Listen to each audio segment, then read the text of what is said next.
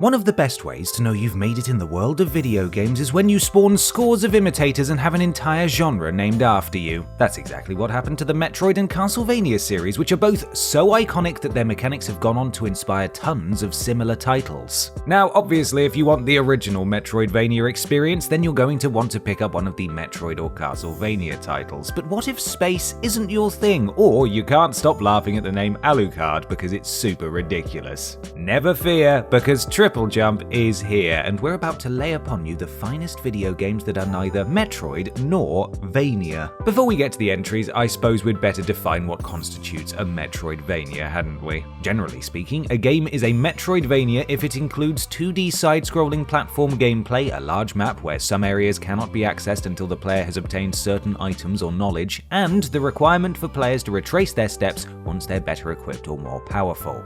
With all that cleared up, I'm Ben from TripleJump, and here are 10 great Metroidvania games that aren't Metroid or Castlevania. Number 10. Dandara. As platformers go, Dandara is a bit of a strange beast. You can't run, walk, or even jump, but instead warp between salt-covered surfaces, which is, in our opinion, a neat little twist on the genre. The game is set in a world called The Salt, and it's up to protagonist Dandara to free the salt from the tyranny of the Empire. The world itself is strange and disjointed, so there are plenty of oddly placed structures to warp around and explore, as well as a number of intriguing characters to meet. Dandara can collect salt as she goes, which allows her to upgrade her abilities, though sadly this is dropped if she is killed, and players will need to complete the corpse run to get it back. Those who explore carefully are rewarded with bonuses that will help them with tougher fights, and considering the fact that the enemies get quite tricky later on in the game, it really is worth investigating every room and solving every puzzle. In a world where every game and their dog are calling themselves a Metroidvania, it can be tricky to stand out, but Dandara's unique movement mechanic, although clunky in places, certainly make it one of the more memorable ones. Number 9. Axiom Verge. If you're in the mood for a sci-fi themed Metroidvania game but you're not feeling like hanging out with Samus Aran, then you could do a lot worse than to pick up a copy of Axiom Verge, the 2015 side-scrolling adventure. The game follows Trace, a scientist who awakens on the strange planet Sudra after an experiment on Earth goes horribly wrong. The world he finds himself transported to is mildly horrifying as biological formations meld with mechanical structures to form the slightly stomach-turning architecture, and Trace sets out to uncover the planet's secrets. As one might expect, the focus of the game is very much on exploration, as the mysteries of Sudra are just too intriguing to ignore. As players advance, they'll find tools that open even more pathways, and so thanks to items like the laser drill and grappling hook, previously inaccessible areas become veritable treasure troves that are just asking to be explored. Additionally, Trace is equipped with a clever tool called the Address Disruptor, which has a whole host of applications depending on what you point it at, and there's hours of fun to be had just from seeing what it does to various enemies. We've seen some interesting weapons in our time, but few are quite as intriguing as this one. Number 8. Blasphemous. Those of you who watched our list on 10 video games based on weird source materials will probably remember that Blasphemous is, somewhat strangely, inspired by the religious art and iconography of Sevilla in Spain. What you might not know, however, is that Blasphemous also happens to be a pretty decent Metroidvania. The game follows a silent knight known only as the Penitent One as he travels the land of Custodia in pilgrimage, his trusty sword Mea Culpa at his side. The vast majority of Blasphemous involves exploring the map and fighting enemies either by casting spells at them or just giving them a good solid whack with your sword. Exploration, interactions with NPCs, and the completion of side quests will grant players new items, which aside from offering the standard buffs one might expect, can also provide entry to previously inaccessible areas. Additionally, players will find themselves forced to backtrack as they come across enemies that are just too strong, which gives them the opportunity not only to beef themselves up a bit, but also to uncover secrets they might have previously missed. In short, if you're looking for a darkly artistic, oftentimes gruesome Metroidvania, then Blasphemous might just be worth a few hours of your gosh darned time. Oh, I do hope no one's upset that I said gosh darned. Number 7. Sundered.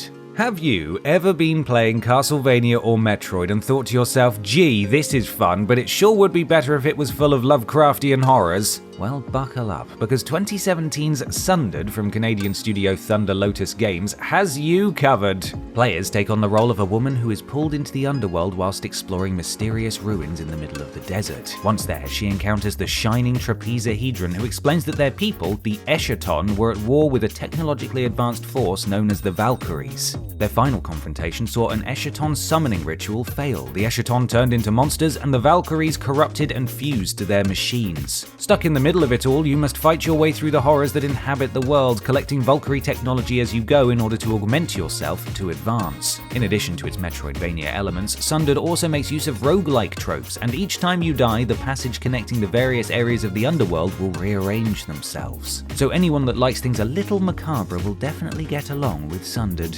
Number 6. Bloodstained Ritual of the Night. You might be thinking to yourself that, as a title, Bloodstained Ritual of the Night sounds an awful lot like Castlevania Symphony of the Night, and it might interest you to know that the two have more in common than a similar name. Indeed, Bloodstained Ritual of the Night was actually developed as a spiritual successor to the Castlevania series after producer Koji Igarashi got a whole load of fan requests begging him to develop more games like Symphony of the Night after he left Konami. To secure the necessary funding, Igarashi set up a Kickstarter that went on to raise $5.5 million, allowing him to put Ritual of the Night into development. The game is set in 18th century England and follows Miriam, an orphan scarred by a demonic curse, as she travels to the castle of Gebel and is forced to battle the Hellspawn that he has summoned. The gameplay will feel awfully familiar to fans of the Castlevania titles. Miriam platforms her way through a series of labyrinthine rooms, fighting monsters and collecting keys and items that allow her to access areas that she had previously been unable to. For anyone looking to fill that Castlevania void whilst Konami mess around with pachinko machines, Bloodstained Ritual of the Night is sure to satisfy. Number 5. Guacamelee. Do you like 2D platforming, Metroidvania stylings, and luchadors? Then oh boy or girl, are you in for a treat with 2013's Guacamelee, a title that combines those three elements into a concoction so deliciously fun you'll want to dip your nachos in it. Players take on the role of Juan, a humble agave farmer who is killed by an evil Charo skeleton named Carlos Calaca when the latter assaults his village and kidnaps his lady love Lupita. Once in the land of the dead, he meets Tostada, who gifts him a mask that transforms him into a powerful luchador and transports him back to the world of the living. From there, he must hunt down Calaca and prevent him from sacrificing Lupita in a ritual that would unite the lands of the living and the dead. Guacamelee is an incredibly vibrant game that perfectly ties together Mexican culture and the Metroidvania genre. Players will delight in exploring the colorful, non-linear world, finding new abilities that allow Juan to access new parts of the map and kicking the ever-loving salsa out of hordes of squishy enemies. Plus, if you're feeling a little lonely, a friend can jump into the action at any time by assuming the role of Tostada, Guardian of the Mask. After all, you're not going to be able to finish all of this guac by yourself, are you? You're giving it a good go. Number 4. Ender Lilies, Quietus of the Nights. You might think that after years and years of Metroidvania titles, people might be getting a bit sick of them, but you'd be wrong, as to this day, developers continue to turn out dozens of games inspired by the duo of iconic series. A Metroidvania that's both recent and great is Ender Lilies Quietus of the Nights, which was released for a number of platforms in June 2021. Ender Lilies Quietus of the Nights is set in the kingdom of Land's End, where an endless rain has driven the realm's inhabitants to undeath. The story follows Lily, a priestess with the power to cleanse the corruption as she embarks on a journey to find the source of the rain. Lily doesn't wield any weapons, but can instead purify the spirits of knights whose grateful souls will then fight on her behalf. The sprawling, interconnected map requires careful exploration, and players will often need to backtrack once they've upgraded their skills. The game has been carefully crafted and is bursting with charm and atmosphere. If you have a curious mind and a love of Metroidvanias, you might just find yourself spending many an hour exploring all that Land's End has to offer. Number 3. Cave Story. It's always quite impressive when a single developer is able to piece together a video game all by themselves, but when said game is as fantastic as 2004's Cave Story, it's downright jaw-dropping. Developed over the course of 5 years by Daisuke Pixel Amaya, Cave Story is a 2D platformer that was inspired by Metroid and Castlevania, which were both played by Pixel an awful lot during his youth. The player jumps into the shoes of Quote, a robot that awakens in a cave with no memory of who he is or how he has come to be there. Only by making his way through the cave and interacting with the various NPCs can Quote learn about the world and where he fits into it. As Quote progresses, he finds triangular crystals which can be used to power up his weapons, which in turn allows him to access different areas within the cave, including ones which might have been blocked off earlier in the game. Upon its release, Cave Story received critical acclaim and contributed to the resurgence of the Metroidvania genre. Reviewers lauded Cave Story's artwork, narrative, and scale, which were all the more impressive because the whole thing had been created by just one man. What a show-off. Number 2. Ori and the Will of the Wisps. We wish it to be known that we have nothing against Ori and the Blind Forest. The 2015 platformer is a fantastic game, but Ori and the Will of the Wisps takes everything that Blind Forest did and builds upon it, and it's for that reason that it takes a spot in this list. Ori and the Will of the Wisps follows the journey of the titular protagonist as he tries to reunite with his friend Ku after the pair is separated during a storm. Ori's second outing, like its predecessor, is heavily focused on exploration, and players will find themselves searching for items and upgrades in order to go back to areas of the map that they haven't previously been able to access. And when the world is as beautiful as Ori's, you can't help but to lose yourself looking in every nook and cranny to see if there's a secret you haven't yet been able to uncover. A stunning world is nothing without brilliant gameplay though, but fortunately Ori and the Will of the Wisps nails that as well with its satisfying combat, engaging puzzles and well-implemented platforming mechanics. If you haven't already immersed yourself in the magic, we heartily recommend that you do so right away, but after this next entry, please. Number 1. Hollow Knight. We're wrapping up our list with a Metroidvania title that's so good that one of our writers threatened physical violence if we didn't include it. It's on the list, Philip. Please, just put the hammer down. There's no way to behave.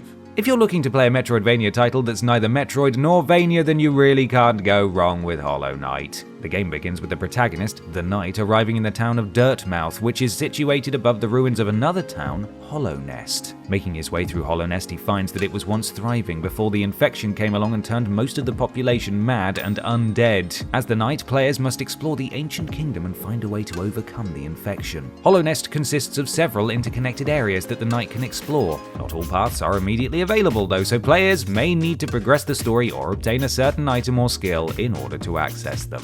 Not only is Hollow Knight's world a gothic and Metroidvania-y delight for anyone who loves to explore, but it is also filled to the brim with intriguing characters and deadly monsters, and even has a dash of Souls-like for those of you that are in desperate need of a challenge.